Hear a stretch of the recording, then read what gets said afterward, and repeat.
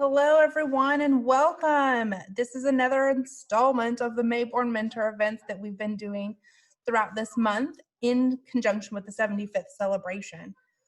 We are very excited to have you all here and very, very excited to hand off our event today to Dean Miller, who will be talking with Dustee Jenkins from Spotify fame and talking about all things PR, career, and all the awesomeness that comes with communication. These events that have happened throughout the year and happen again in the spring are done through our board. They have set up an education committee, and part of that education committee is connecting awesome, excellent people in the industries to our wonderful and awesome students. So we're very excited that you've all joined us, and please, please, please don't be scared to ask questions whenever we open up to questions and answers towards the end. Dustee is a wealth of knowledge and has been on so many different paths, so very excited to introduce you to her today. But I'm going to start by handing this off over to Dean Miller, and thank you again for all showing up. Thank you, Karina, and welcome everyone. My name is Andrea Miller, and I am the Dean of the Mayborn School. We are so excited that you all are spending part of your afternoon with Dustee Jenkins, who is a UNT alumni, and so we're excited that she's here and given us her time as well to impart her knowledge and experiences and answer all of your questions. And so we're excited to have her. So let me just read real quickly some information about Dustee. I'm sure you all looked up and did some of your homework. But just to give you an overview, she's done so many great things that I'm trying to keep it short. So Dustee is head of global communications and public relations at Spotify. She joined Spotify in late 2017 from Target, where she spent 7 years culminating in the role of chief communications officer. In addition to being part of Provoke Media's Influence 100, Dustee has been recognized by Mashable as one of 10 pioneering women changing the field of communication. Was also listed on PR Week's Global Power Book, highlighted by Ad Age for 40 Under 40 in marketing, and PR Week's 40 Under 40 in public relations. Prior to Spotify and Target, Jenkins worked at Public Strategies and served as Director of Communications at the Department of Housing and Urban Development. So welcome, Dustee. We're so excited to have you.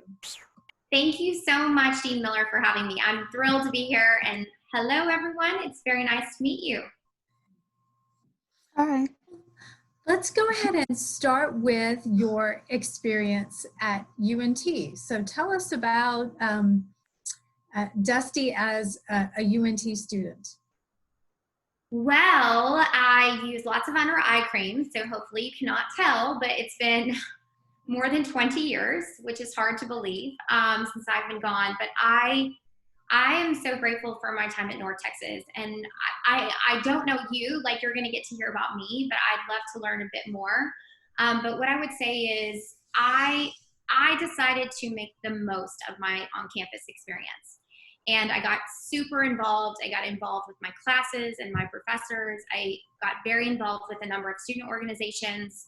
I was president of Panhellenic when I was there. I was a member of Chi Mega sorority. I was very involved with my chapter. I also had an opportunity to get involved with student government. I was part of the NT 40 group. And so any organization that was put out there where I had a chance to meet others and get involved on campus, I tried to take every opportunity. And I would say that made a tremendous difference because those organizations sort of force you to advocate on your behalf. They allow you to represent a broader voice than your own. They put you out there in terms of public speaking. And then through the Mayborn School, I wrote for the paper. I had a chance to get involved on campus with a number of my professors, many of which were very instrumental in my decision to pursue politics and then ultimately a career in public relations.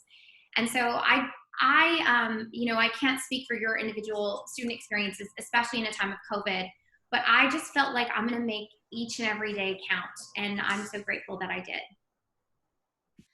So did you know when you started at UNT that you were going to do journalism and pursue that, that area?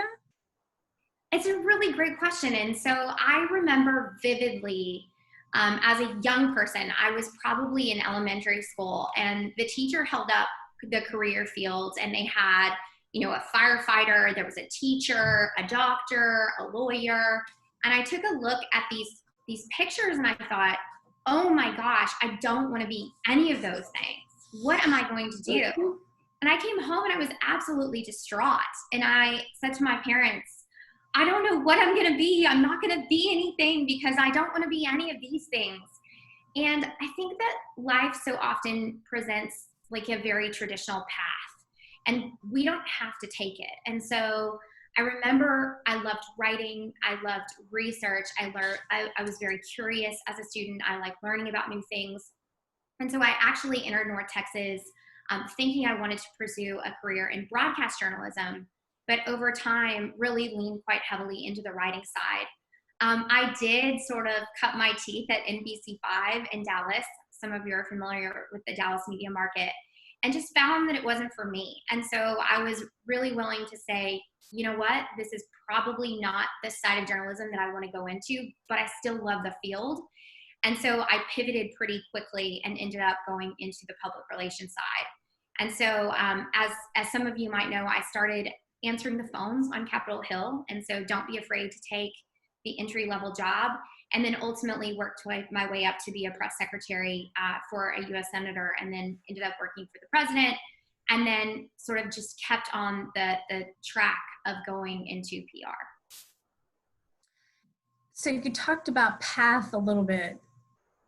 So you grew up in the Rio Grande Valley, and you are from a political family. So talk about that path a little bit, because you did some of that here at UNT, and then on into your career. Yeah, so I have a political family. So my great uncle was a senator from Texas. I have an aunt that served as a Secretary of Interior.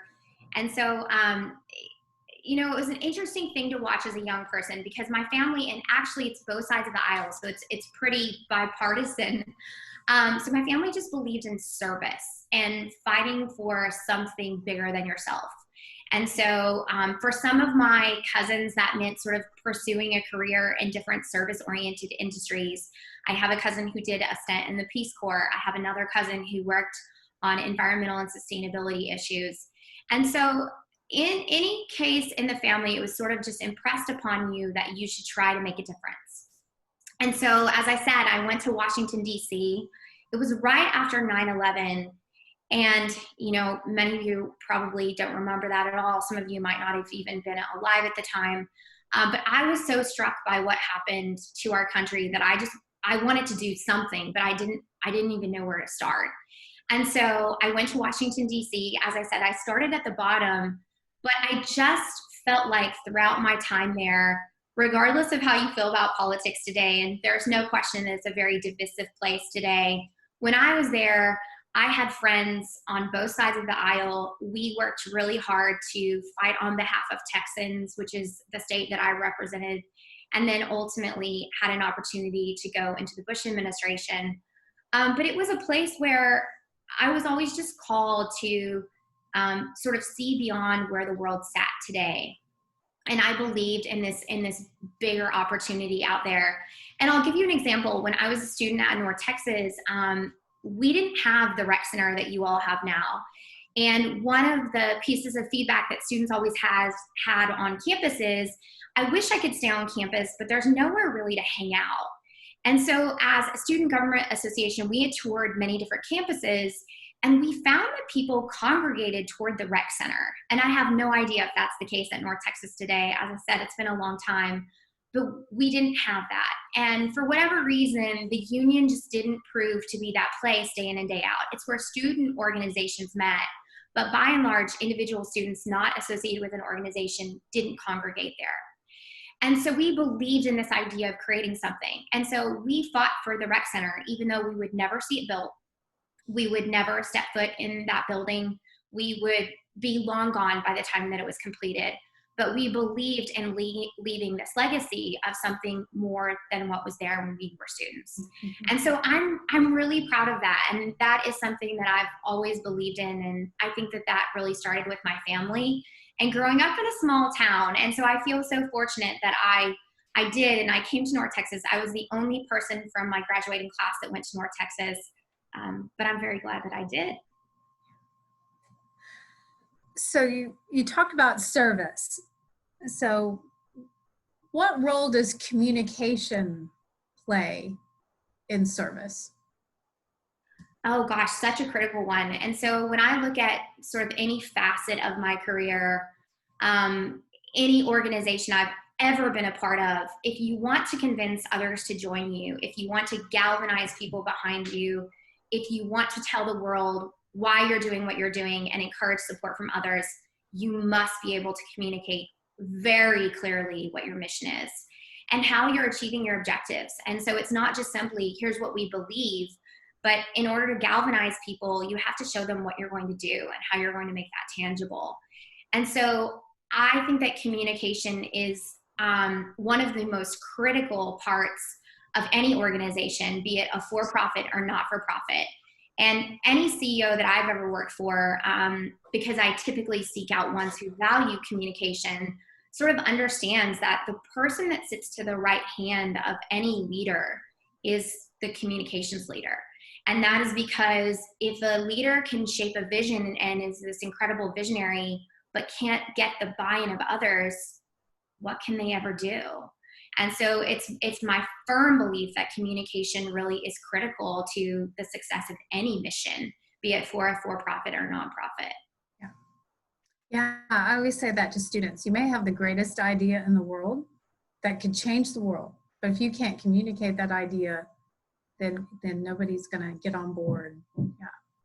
So you mentioned for-profit versus nonprofit. So you've worked at both.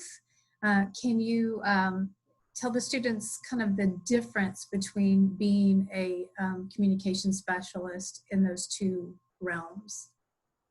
And so I think it really comes down to mission. And so I would say in a nonprofit business, you're all fighting for a cause.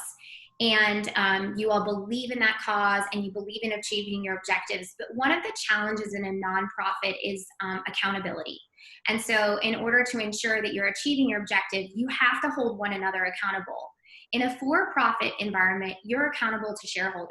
So you're accountable to the people who've invested in your business, whether that be you're publicly traded on the New York Stock Exchange as Spotify is, or if you're a part of a smaller company, you're beholden to the shareholders of that company. And so you are always fighting on behalf of those individuals and they will hold you accountable. And so I have found that one of the challenges with nonprofits, and this is widely known within the industry, is the struggle to remain focused and to achieve your objectives. And so in a for-profit environment, if you don't do that, you are quickly worked out of the role because you are accountable to various outside entities. And so having worked in both, the other thing that I would say about the for-profit side, so especially businesses that are publicly traded, is there is a level of transparency that's required. And so that makes the role of communications even more important. And so as a company, Spotify is required every single quarter. So on October 29th, I'm prepping for our quarterly earnings. And so we will go on that morning, beginning at 5 a.m. and tell the world how we did. And so it's almost a quarterly report card that says, here were the metrics we said we wanted to accomplish. Here's how we stack up according to those metrics. And then, of course, we tell the story. We talk about podcasts that we've launched. We talk about how the business is growing. We recently expanded into Russia, so we'll give a report on how Russia's going.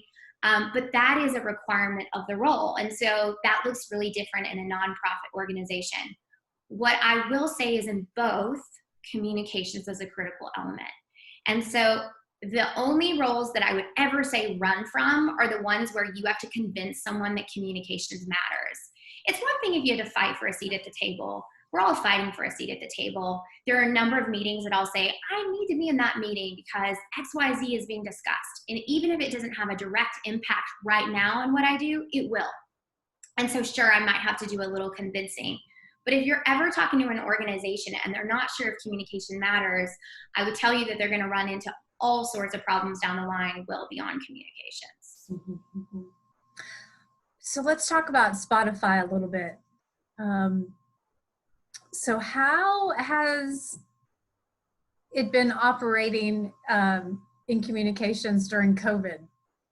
It's a really great question. And so I just would step back and say, I have worked for some amazing brands. I worked for the brand of the President of the United States. I worked for Target, which is one of those beloved retailers. I still believe it's the best retail therapy on the planet. I worked for Spotify, this incredible brand that's music and podcasts and just like makes you feel good. And every experience has been really unique and different. But Dean Miller, I would say that there are very few experiences that on the inside sort of hold up to what you expect them to be, just because the brands like carry like this mystery and this magic that comes with them. And then you get inside and you sort of see the wrinkles, and every company has them. We're all sort of working through our own issues. But Spotify is as magical as you hope it is on the outside. And so people are incredibly talented and smart and run fast, and they're innovative and they love music and they want artists to succeed, and they question everything and they challenge one another, but they do so in a really respectful, dynamic way. And so it's one of the best working environments that I've ever encountered. I have so much fun. Like sometimes I can't even believe that they pay me to do this. And the hours are long, but the work is so interesting. And so that is something I would definitely share. And then COVID for everyone has thrown us all for a loop. And so I have a very global team. So I have quite a large team. They're dispersed around the world. So for example, I have 5 people that sit in Stockholm, Sweden. I have 3 people that sit in Germany. I have 4 people that sit in Singapore. I have a person in Dubai. I have a person in Australia. And so from a time zone perspective, we of course are doing what we're all doing today. So we're on Zoom all the time because we can't all sit together in one room. We actually gather once a year in person, where we fly every single employee on my team in, and we usually meet somewhere and have an offsite for 3 days. But with that one exception, we're on a hangout all day long. And so for me, this is how I've been working. And so there was a moment of panic, I think, in lots of office spaces where people thought, oh my gosh, what do I do? And I just picked up my computer and came home and got back on Google Hangout, because that's how I talk to my team all day long. And so there wasn't the initial jolt that there was for so many. But of course, like anyone, imagine like your daily drive is one of our most popular playlists. What do you do when no one's driving in their car? And so obviously that's not resonating with people. And so we had to pivot quite quickly, and we created Your Daily Wellness, which was all about mental health and getting out and walking and dealing with stress. And so we had to pivot the content very quickly to meet the consumer where they were. And as a team, we were also dealing with our own issues, like anyone in business was, as we were trying to help our users through this. And so, for example, I have a 6-year-old and a 3-year-old, and all of a sudden we were sharing an office space. And so that created a whole host of issues. And that is the case for every single person on my team, whether they had a roommate situation, they maybe moved in with their parents because they lived in a teeny tiny apartment in New York. It could be a situation where, they have young children at home. And so it varied depending on where someone was in the world. But I will also say there are times that things feel very US centric, very centric to Europe. And so if you look at the election right now, we as Americans are talking about this, and a lot of the global world is watching. But for us, this is very personal. For the rest of the world, it's an election in the United States. I mean, they're slightly indifferent to it. COVID was this moment in time where everyone everywhere was impacted. I've actually not experienced anything like it leading a global team. We all had to stop. We all had to reevaluate and reconsider everything. And we've all continued to have to pivot. And so Spotify's business has fared incredibly well, Mm-hmm. and we've communicated with the team in new ways. And so we've tried to meet the teams where they are. But for us, we were already pretty global, and so it wasn't as big of a pivot as it might be for others. You're right. I mean, it's a global crisis that everybody's kind of dealing with in their own different ways. But when you worked for Target, it was a very specific crisis. So learning how to deal with crisis situations is such a key skill now for for communicators. Why don't you talk a little bit about that experience and leading Target through that crisis? Yes. So when I got to Target, I had an opportunity. Target was a pretty large team, so I led about 90 people there as their head of comms. And one of the first things I had to do was to really assess each individual and where they were on their journey. And I remember talking to this great guy who had a lot of energy, and he was really excited about working with a new leader. And I said to him, "What do you love to do, Josh?" And he said, "I like red carpets, and I like celebrity events, and I really enjoy the aspects of the celebrity side of the job." And I laughed out loud because that's a really fun part of the job, but the influencer engagement side is a teeny tiny part of the role. And so very early on, I thought, how do I turn Josh, who is capable and talented, into a more well-rounded communications professional? And to be really clear, at a company like Target, influencer is incredibly important. Look at Instagram. I mean, we can all see that referrals and what celebrities wear. I mean, that can allow you to sell out a product really quickly. But that's one facet of the role. And so over time, we really worked to ensure that our team was very well-rounded. And so the way we did that is Josh started on influencer and consumer, but then went over into corporate and then went to finance. And I will tell you, Josh is now a very, very senior leader over at Target. And that was the goal, is to ensure that everyone got enough experience. You didn't have to love crisis. If you really wanted to be a consumer person, you could go back to consumer. But it was my belief that in order to be the best consumer person imaginable, you had to understand crisis. Because the reality is, with everything we did, there was some risk. And so we once had offensive Halloween merchandise. Obviously, it's that time of year. I'll never forget, I had just started with the company. This offensive merchandise comes out. Josh, who worked in consumer, if he had not had any experience in crisis, we would have been in really big trouble. And so the idea was that anyone, anywhere in the company could jump in and deal with those things. And so I had been at the company for, I guess about 5 years, maybe 4.5 years, when the company faced one of its biggest crises of all time. And it's actually one of the most covered public crises of this last decade, and that is Target's massive data breach. And so this was in 2013, Target suffered a data breach during the holiday season.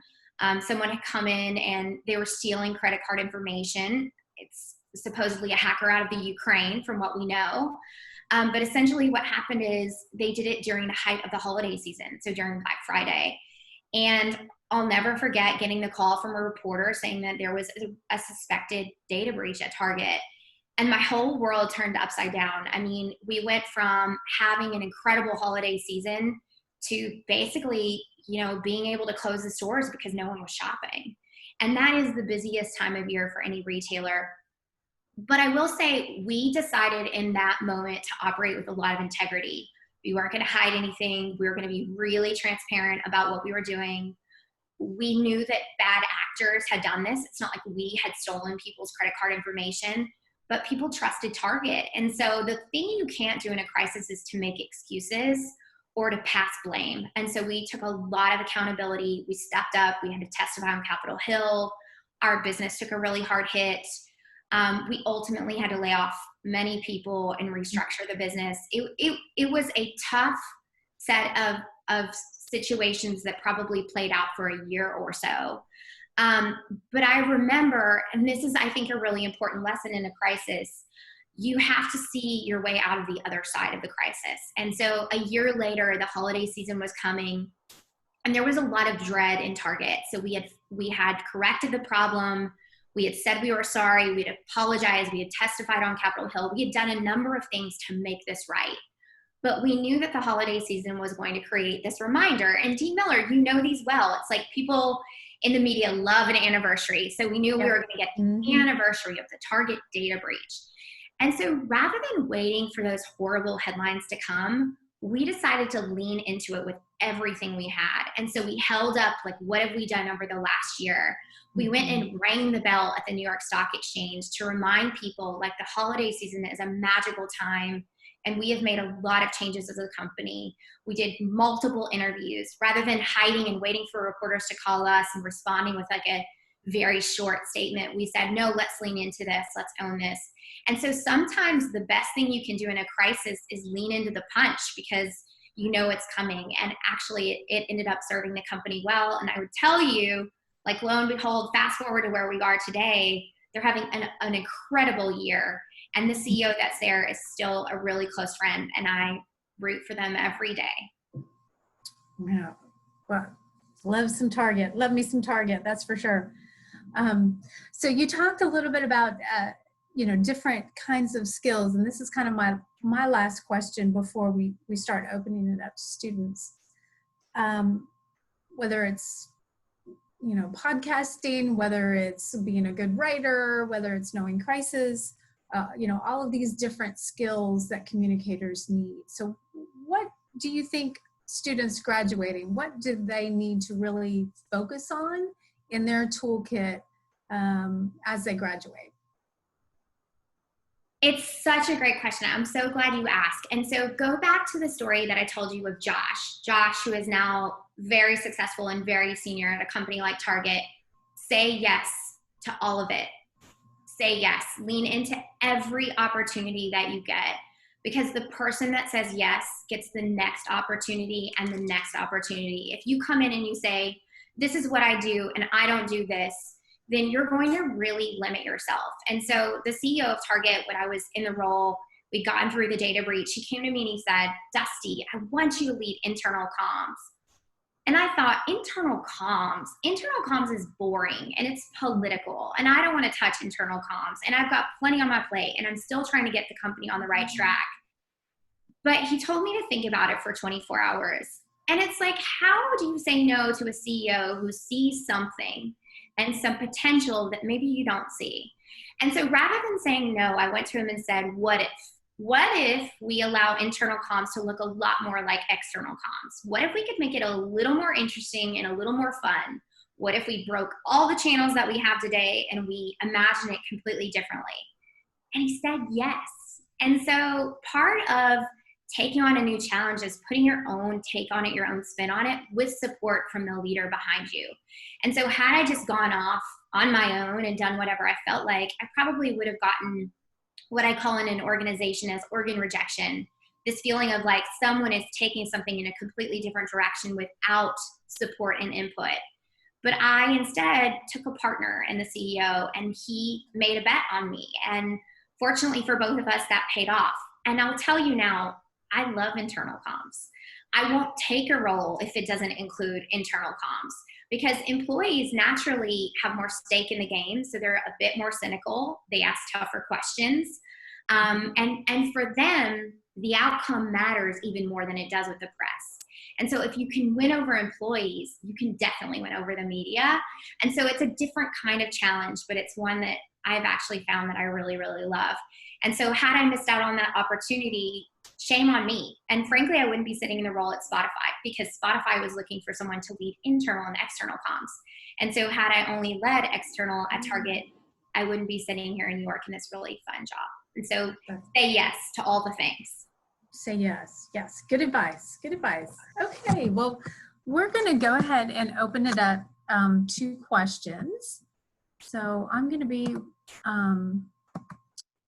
watching the chat, but y'all ask questions. I'm happy to answer any questions. Please, please.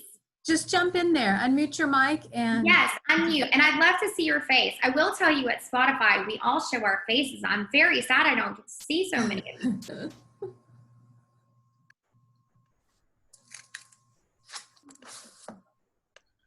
Hi. Hi, nice to see you. Please ask away. So I'm like a huge advocate for Spotify, but I noticed that like the job opportunities and internship opportunities within the Dallas Fort Worth area are very slim. So I was just like wondering what kind of like requirements should we look out for as like applying as a potential candidate? That makes sense. It does. So it's a great question.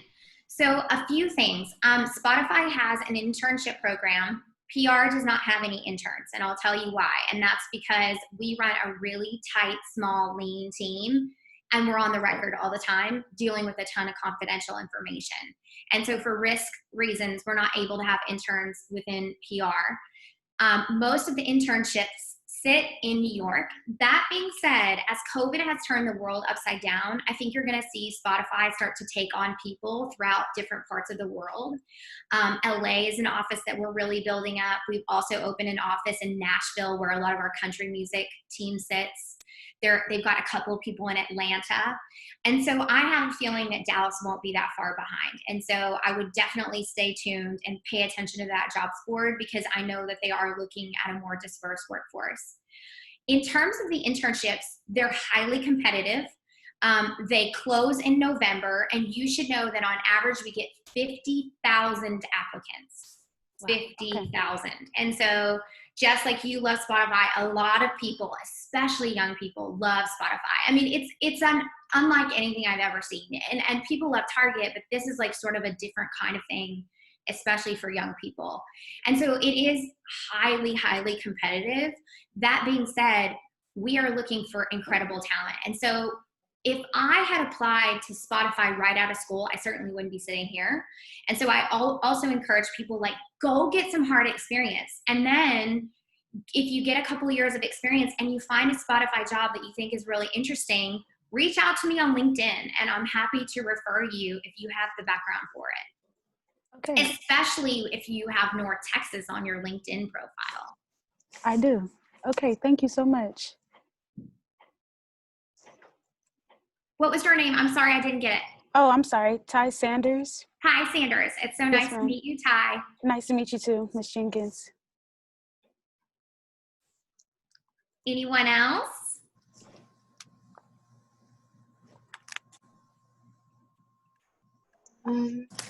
Hello, I'm Sarah Mochama, and I am currently an advertising student, and I'm currently building up my LinkedIn profile, and I was just wondering, like, what experience should I get right now to, like, boost my profile to be able to, apply for the internships and get a job? It's a great question, Sarah, and one that I know everyone is thinking about. I was thinking about it when I was applying in DC, which is also a really competitive environment. As I said, to answer the phones, I started at the very bottom. And so one thing I would say is like the great things to do are shadow people. And so I recently saw a resume come through of someone who had tried to shadow multiple people. This was for our podcast team, but in Hollywood, who were in the media industry. And so what that means is they go and they spend a day or two with someone. It's not like it's a full internship. But that to me shows me hustle. It shows me that they have the tenacity to try to go after the role. And so I would reach out to people that you have a network to or that you have a relationship in common and say, could I come shadow you for a day or two? I think any hands-on experience that you can get is just really invaluable because you can imagine what the office environment is like. But until you sit there, it's really hard to know. Sometimes meetings are as boring as you think they are. And sometimes things do move as fast as you think they do, or sometimes they move really slowly. And so it can be a really eye-opening experience. And so especially if it's someone you know in your network or someone you can reach out to through the university, do a day or two shadow. I would really encourage that. The other thing I would say is write for the NT Daily, work on anything advertising that you can touch at the school. And so through the university, I'm always looking for a student who has gotten involved in student organizations. I'm looking for someone who has made the most of on-campus jobs. And so I'm really looking for someone who has we're all given this finite amount of time on campus. What do you do with it? If you show up and attend classes, congratulations, you got a degree. But that's the degree that everybody gets. And so I'd rather instead see someone who's showing like a lot of wherewithal to get involved in various facets of campus, whether that be a chapter organization, academic group. I don't care what it is. I just want to know that you made more of your time than just showing up and going to class. Obviously, I know it's COVID, so it's a hard time to do that. But I think anytime you can have a one-on-one conversation, have a coffee with someone in your industry, reach out to someone and say, hey, listen, I'm interested in your field. Could you do a 15-minute touch base? I mean, just the fact that you all showed up today, if you could see my LinkedIn, y'all, I probably get my assistants on this line 10 or 15 emails a day. Could I interview you for my class? Could I talk to you for this? Unfortunately, I have to turn most of those down because I just don't have the capacity to talk to each one of those students. But take advantage of opportunities like this. I think it's great that Dean Miller is doing this. Thank you so much. Hello, my name is Michelle Monari, and I just wanted to ask, like, what are some ways that, some healthy ways to handle rejection, and also, like, what are some things that you did that helped you keep going especially when you first started out? Michelle, this is such a great question. And I will tell you, rejection is hard. And it doesn't matter if you're like confident and resilient, rejection is crummy. But I do think that it's a great indicator that something is not right for you. When I was on the Hill, I was in the senator's office that I was in, the Texas senator. Her name is Kay Bailey Hutchison. And I had fought and fought and fought to get the press secretary job. And they had hired 2 other people and not me. And I was devastated. And the first person lasted 2 weeks and the second person lasted 3 days. And so in between that time, before I got the job, I went and interviewed with a congressman from California. And I was like, I just want a job being a press secretary. I deserve to be a press secretary. And I didn't get the job. And I didn't get the job in the senator's office the first 2 times. But the third time, she decided to go with someone she knew, and that was me. And so I got the job, in part because I didn't give up. I kept showing up and I kept saying, here's why I think I could do this job. Here's why I think I'm right for this job. I carry those lessons with me, and for sure they're scars. Those are hard moments to go through. I remember thinking, maybe I should just leave DC. If I can't get up to that next level, I'm still like doing the more junior, more small things, and I'm not contributing at the level that I really wanted to. But those things make you better at your job. And as a senior level executive at Spotify, I get rejected too when I have an idea and maybe they decide to go in a different direction. You have to remember it's not personal, and you also have to remember the people who bounce back, who can show recovery, who find a way, those are the people that you're always going to bet on. Thank you. So nice to meet you. Nice to meet you too. I have a question. Please. What does a typical day look like as a PR for Spotify? This is a good question and a tough one. And so This always comes with a warning. And so people think of PR as this really glamorous, cool, like you're in the mix thing. It is. But you also have to love to write. And it is an always on job. And so I sleep with my phone. That is not something I'm proud to say. I do not hold that up as a badge of honor, but I have to, because I wake up at 6 a.m. and Europe is already awake, and they've been awake for hours, and they're emailing and they're trying to get answers to questions. And so I often start at 6 a.m. My team all huddles at 9 o'clock. So we publish the morning clips. That's where you see the news that's being written about the country or the company all around the world. And so there might be an issue in the country, a specific country. This last week I was dealing with something out of Turkey. And so because of the time difference, I needed to be up early. I'm dealing with this issue with Turkey. I'm on the phone with people. I've got great lieutenants who are managing it. But of course I have a point of view. So then I'm looking at the clips. I'm saying, how significant is this issue in Turkey? Do I need to brief the CEO? Do I need to brief the head of the market? Is there anything that I need to do? And then I start my day really with what is called the morning huddle. And so this is something I borrowed from the White House. But the idea is we all get on the phone. And so Asia's going to bed. It's the middle of the day for Europe. In California, it's 6 a.m. for them.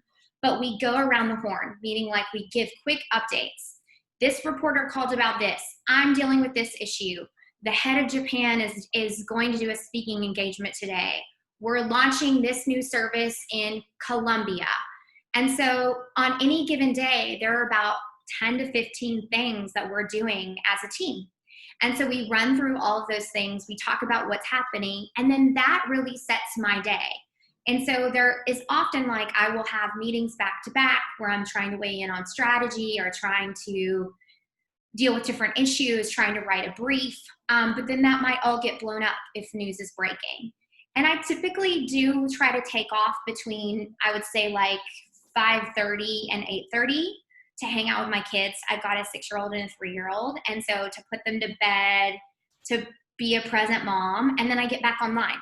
And so that might mean that I'm just like randomly checking email, or it might mean that I'm working on materials for earnings, as I will be tonight because earnings is coming up. And so it really just depends on the time of day. But I will say if you're going to pursue a career in PR, you have to really like to write because writing is constant, and you also have to be really willing to ask questions and continually rework things. I often write things and then rewrite them and rewrite them again. And so you can't get your feelings hurt if someone wants to take something in a different direction. And then last but not least, you have to be open to long hours. And, you know, if someone says like, I really want a 9-to-5 job, I totally get that. But it's probably not PR. I just, not at a publicly traded large company. It's probably not PR. Okay, thank you. Hello, I have a question. Oh, sorry. Hi there. Me? Okay, I'm asking my question. So I've actually have a question about nonprofits. So You muted. You hit mute. I sure did. There Sorry. you go. In certain companies that might have like a safety issue when it comes to sharing information about, I mean, I guess like getting their message out. You said at one point that if you have a good message or a good cause and mission, it means nothing if you can't get it out. What are some ways that you would be able to get it out? For example, with like a domestic violence nonprofit, being able to blast that information and be able to show what we're doing. It's really hard sometimes because of the safety concerns. So what ideas might you have for that kind of situation? When I lived in DC, I sat on the board of the National Network to End Domestic Violence. And so it's a cause that's near and dear to my heart. When I was there, there was a woman who had written a book. I think her name was Janine Lattis. You'd be able to look this up. It's been, 15, 20 years. But the book was If I Am Missing or Dead. And it's a story about a woman who was convinced that she was going to be a victim of domestic violence, so convinced that she left a letter in her desk, basically saying, open this letter if I'm missing or dead. And it's a very tragic story because she did end up being killed because of domestic violence. But it's an example where we took her sister and her story and we showed that story to the world. And we said, this is why this issue is so important. And so remember this, everyone remember this. Storytelling is your most powerful tool as a communications person. I can give you stats and facts all day long about domestic violence, but unless I can personalize it for you and make it real, it's really hard to get it. And so by taking this book and this tragic story, we were able to say, let this be an example to the world of what can happen. And we used it as a way to say, like, look for these signs. If someone is exhibiting these signs, if someone's like holding themselves off from their family, if someone is hiding certain things about their lives, if someone feels like they're being controlled, they probably are. And so it was more about her family and what they should have seen but didn't. And so the power of storytelling is real. And so I think anytime you look at a nonprofit, the way to bring it to life, look at any children's initiative, is to help understand the story of one child. And even if you look at COVID, the story of the Broadway performer who ended up getting so sick, Nick Cordero, that is what made COVID real to so many people. And so don't ever forget the power of a story. if I need to ensure that something resonates at Spotify. So we often talk about how artists can find success. And so we've recently launched a podcast that we're producing as a team, which is a whole lot of fun. If you're on Spotify, you should go listen to it. It's called the For the Record podcast. But we wanted to show how artists can make it at Spotify. And so we found these 5 up-and-coming artists from around the world, and we went and told their stories. And it's basically like how they're trying to start, how they're working in COVID, how they got noticed, how they've marketed themselves. And so hearing the power of those 5 single artists tells anyone out there that wants to be a successful musician, you can do this. And so don't ever forget that. It's a really great question. Thank you.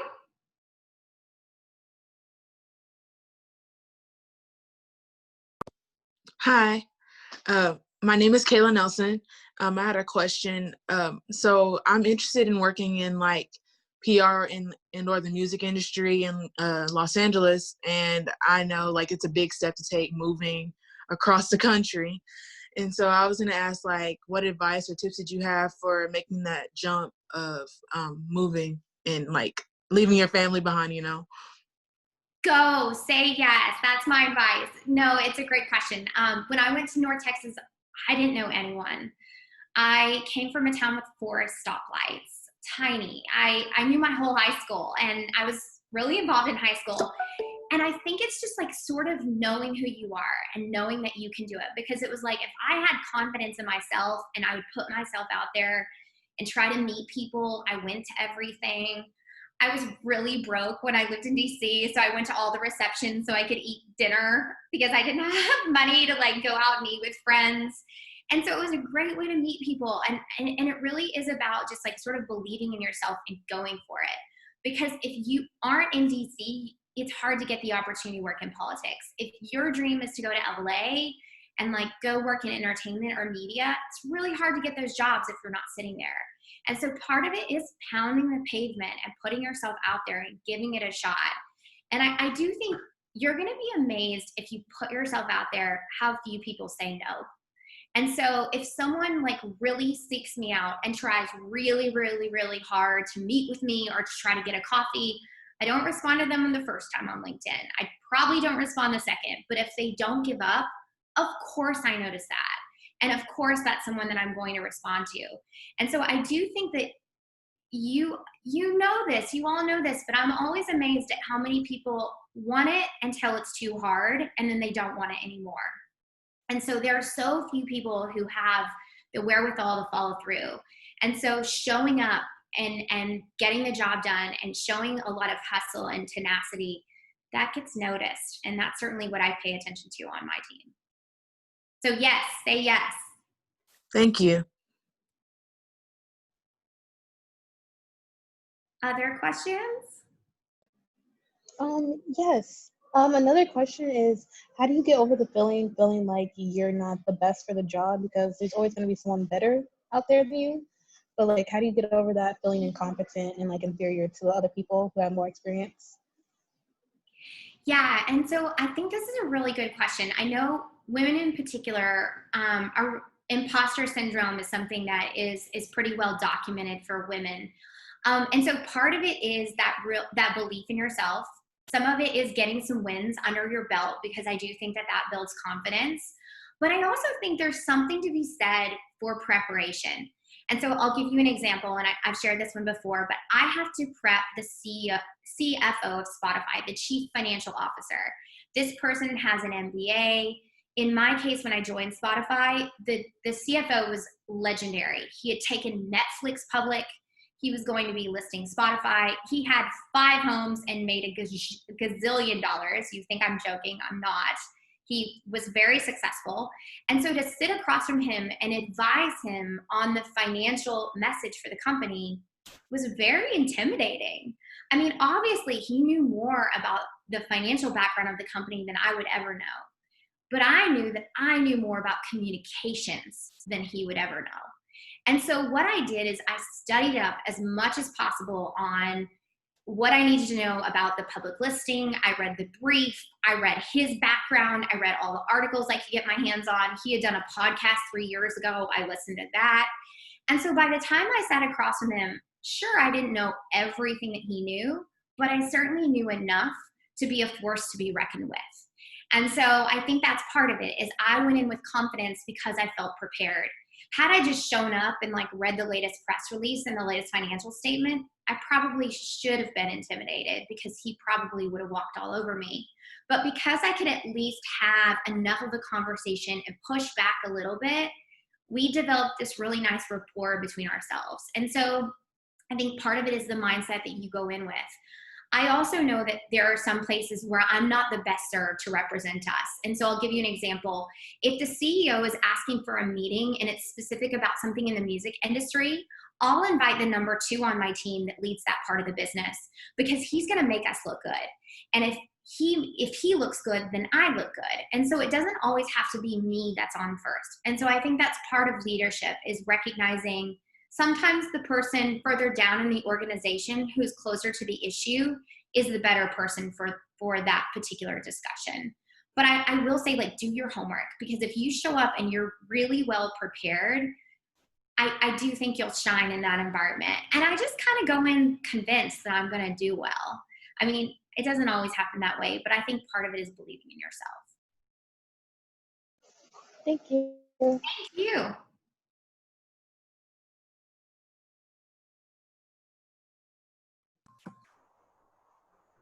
Dean Miller, I know we only have 5 minutes left. Do you have anything else? Anybody else? So I have a question. So when you are looking to hire, what do you look for in new graduates? Tangibles and intangibles. So I'm definitely looking, as I said, for someone who is taking advantage of their time at the university. And so I want to know, what internships have you pursued? Who have you tried to network with? How have you built your network? What opportunities within the curriculum did you take advantage of? So whether it be like writing for the paper, designing for the magazine, like I want to see that anyone has taken advantage of sort of all the opportunities that exist. In addition, how prepared are they when they come into the discussion?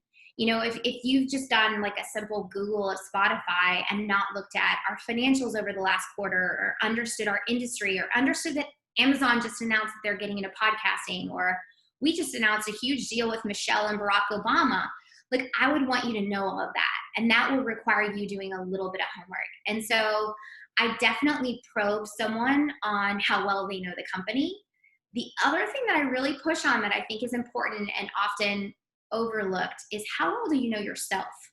And so I ask every candidate this question. If your colleagues had to describe you, what would they say you're best at, and where's your greatest opportunity? And for some people, they're like, I'm just great. And we all have things we can work on, myself included. And so I'm keenly aware of where I have an opportunity with my own team. And I want to know that someone I'm interviewing has a really solid sense of what are their strengths and what are their weaknesses. And part of that comes from listening to others and being aware of yourself. And so I find that it's something some candidates don't pay attention to until they get to the question, and then I can tell when they're sort of stumbling around it. The other thing that I would say is, you need to know the competitor set as well as Spotify itself. And so when I was interviewing for Target, I would want to know that someone knew Walmart and Kohl's and Bed Bath & Beyond. And we had a host of competitors, but people naturally thought of Amazon because of digital shopping, but they would overlook Walmart actually was our biggest competitor. And so again, I would want to be sure that someone really understands the industry and has a point of view. I'm looking for a strong point of view in interviews.